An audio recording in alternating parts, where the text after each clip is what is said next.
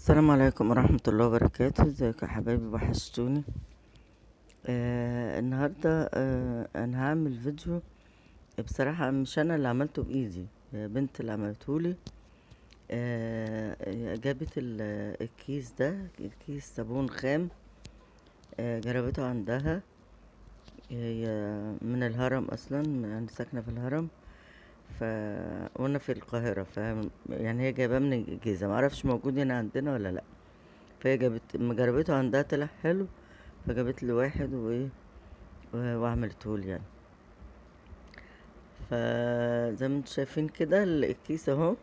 الكيس متقسم على اتنين، كيس نص بودر والنص التاني مادة سايلة، اللي هي المادة الخام بتاعة الصابون. اهو. قصت الخام الاول، وده لقيته في طبق، طبعا عملي في طبق بلاستيك واسع. وبعد كده فتحت الصابون السايل عليه اهو، يمتزجوا مع بعض الاول. يعني سهل جدا، طريقته حلوة وسهلة، ولا مواد بقى كيماوية ولا بطاس ولا الكلام ده كله. بصراحة اما عملته وعجبها، وقالت لي يا ماما ما تعمليش تاني الصابون اللي انت كنت عاملاه. انا كنت عاملاه قبل كده صابون خام بالبطاس، فدون احسن عشان ايديكي وكده. فما شاء الله، ربنا يديها الصحة يا رب ويخلي لها ابنها. فجت عملتهولي. الكيس ده بيعمل حوالي 6 لتر صابون او اكتر كمان يعني. الشفشة او الدرق اللي بتحط بيه المية ده يعتبر اكتر من لتر بشوية، يعني حوالي لتر وربع كده. هي حطت منه 6، حطيت منه 6، حتى لما تعدوا كده معايا هتلاقيهم 6 شفاشق بالظبط. يعني طريقته حلوة وسهلة وسريعة، ويقعد معاكي طبعا مدة. 6 لتر بيقعدوا طبعا فترة معاكي، وبتستعمليهم لأي حاجة. أما جميل جدا بصراحة، استعملته هي في حاجات كتير جدا وكان ناجح معاها. في غسيل مثلا الحمام والسيراميك والأرضيات بتاعت الحمام والمطبخ والمواعين، طبعا ده أساسي. فما شاء الله حلو قوي قوي يعني. لو لقيتوه عند أي حد بتاع صابون أو منظفات هاتيه، لأنه هو حلو بصراحة، جميل جدا. وهوريك التقل بتاعه اهو. بصي ما شاء الله، بص.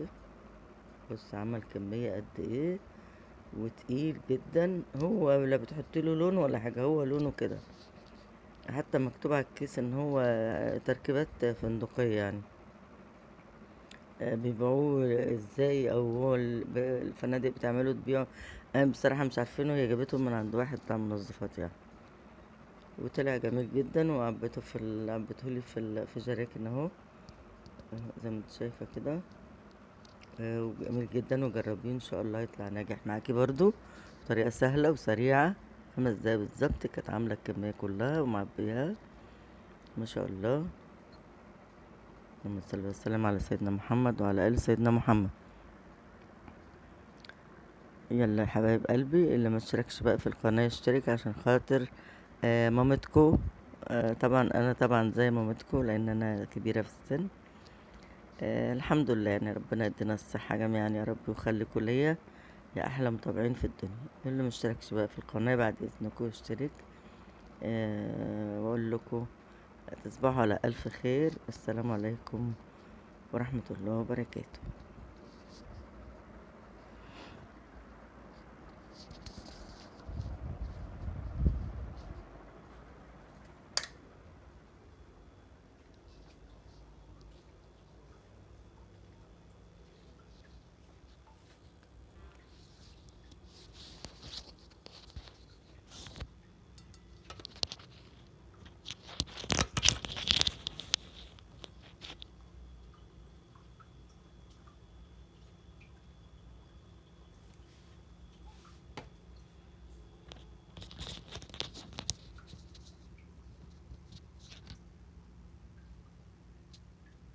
اللهم صل على النبي.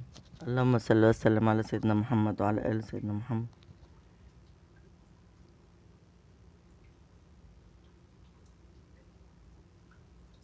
ما شاء الله، ما شاء الله، الله أكبر، ما شاء الله.